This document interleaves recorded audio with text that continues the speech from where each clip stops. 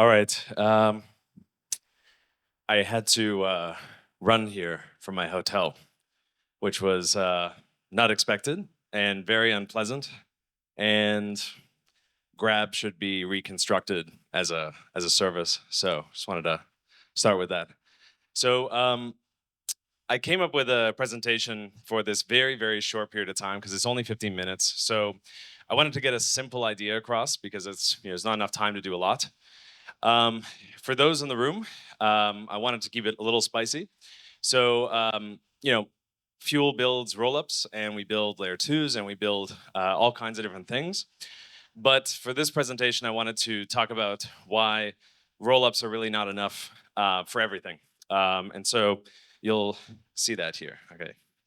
So, in a sense, when we started with crypto, we started with Bitcoin, and Bitcoin really set us up for a very interesting journey as human beings.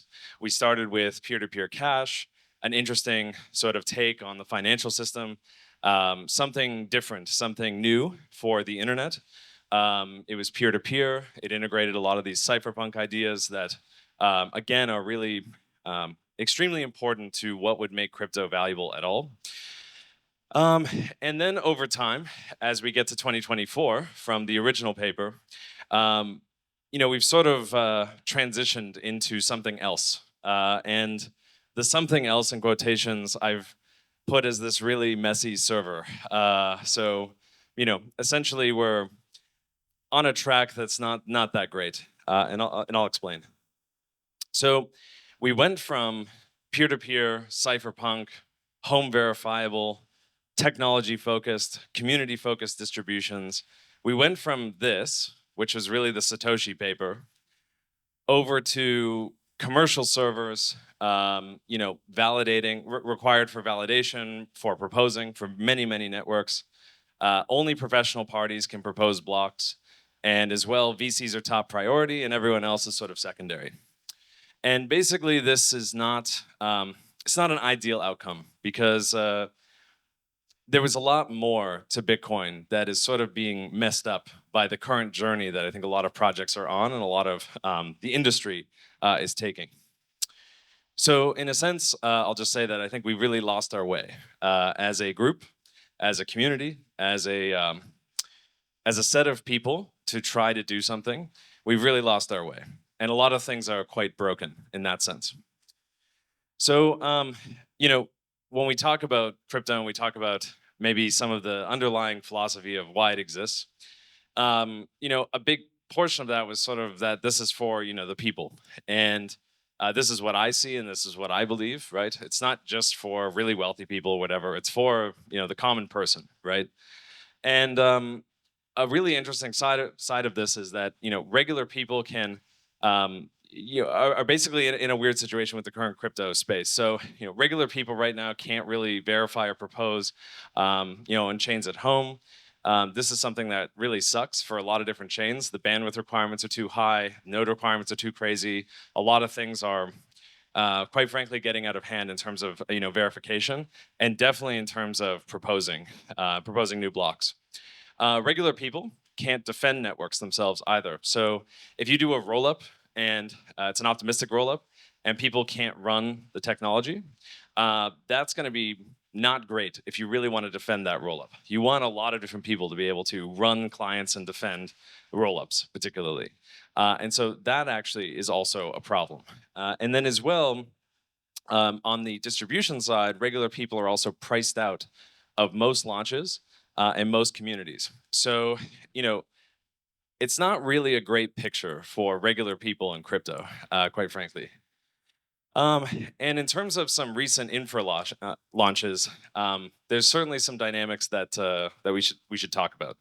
So I'm not going to cite which projects these are, but these are two recent infra project launches. They launched their token, and as you can see, there's a bit of a protest, maybe you could say, that happened. And the protest is sort of about the fact that regular people are effectively priced out of everything, right? They launched these tokens at crazy valuations, crazy numbers, and people on the street probably didn't want to be the bag holder to that. And as a consequence, a lot of people like meme coins because at meme coins, you can buy them for nothing. At the bottom, you know the terms. And then, at least it's fair. But these kinds of things, not so fair, especially for infrastructure that's supposed to power the entire planet's financial economy. You would not necessarily want this to be the makeup of your distribution. This is pretty bad. And again, this was designed to be favorable somewhat to VCs, right? And not so much regular people. So getting back to the roots of crypto, when I started in the space way back, so 2013 is when I started. I discovered Ethereum around 2015, so pretty early myself. Things were very, very, very different as to how these things actually looked. There was no VCs, there was no capital or institutional capital or anything like that. Everything was done off of forums, off of whatever communication we had. And as well, even the Ethereum crowd sale was exchanging, Bitcoin for ETH, right? And that was the original sort of interesting idea. Was just like, okay, well, we're just going to sell you token, right? And even as well, when Ethereum started, it really started with just a forum post on the Bitcoin Talk forum, and it's very humble beginnings. And I think that this actually really helped people really want to get involved because it really felt like you got involved at the early stages of something really, really exciting. And I think that this is an incredibly important thing that we need to get back to with all kinds of different projects so that regular people can actually enjoy this and want to get involved and actually want to support people. And I think that is something we've sort of lost over this period of time.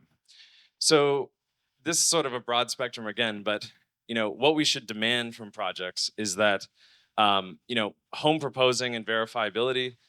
These are things that we absolutely should demand from projects that are basically out in the market saying whatever the hell they want.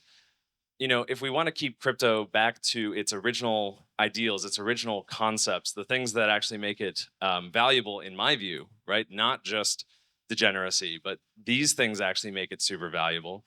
We got to get back to those things as well. Regular people can defend networks, whether that's verifying, validation, or even just again just supporting rollups by keeping them true and honest on Ethereum.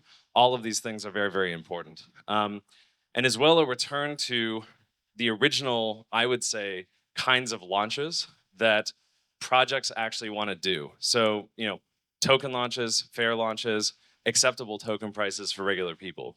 I think these are things that we've kind of, again, lost our way with, but these are things we should get back to if we really want to expect the world, right?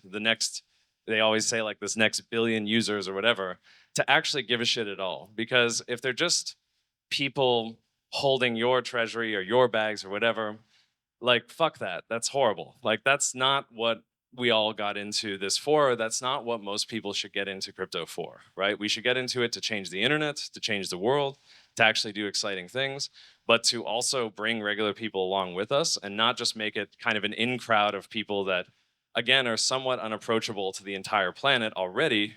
The last thing we need is to make it completely unapproachable on every other paradigm and every other spectrum. So that's my simple talk. Hope everyone enjoyed it. And yeah, let's do, crypto for the people, Yeah.